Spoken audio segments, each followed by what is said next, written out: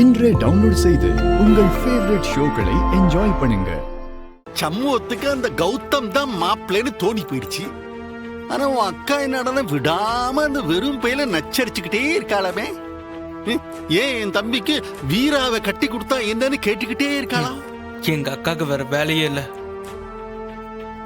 இல்லே, உன் அக்கா உனக்காக அவன் காலை பிடிக்காத குறையா அத வெறும் பையில கெஞ்சிக்கிட்டே இருக்காளாமே. இது யாருக்காக? உனக்காக தானே. அக்காவை இந்த மாதிரிலாம் யார் செய்ய சொன்னா? கொஞ்சம் கூட அறிவே இருக்காது. என்ன செய்ய, அவளுக்கு பாவம் உன் மேல பாசம், உன்னைய விட்டு கொடுக்க மனசு இல்ல. அதான் உனக்காக அந்த வெறும் பைய காலை பிடிக்கா. உன் அக்கா தொந்தரவு தாங்காம அந்த சண்முக பைய உன்கிட்ட தான் வந்து பேசுவான். என்கிட்ட என்னத்த பேசணும்? அந்த ஏஎஸ்பி மாமன் கௌதமுக்கு வீராவை கட்டி கொடுக்கணும்னு முடிவு பண்ணிட்டான்.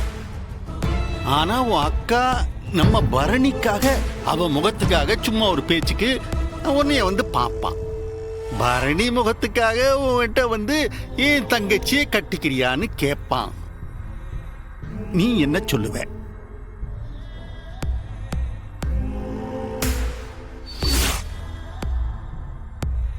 வரட்டும், பாத்துக்கலாம்.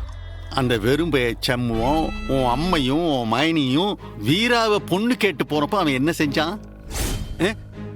செருப்பால அடிக்காத குறையா உன் அம்மைய அசிங்கப்படுத்தி அனுப்பிட்டான்.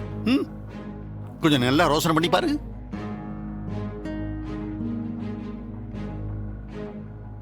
சிவபாலா இந்தாரு அவன். சிவபாலா உட்கார்ல, உட்காரு.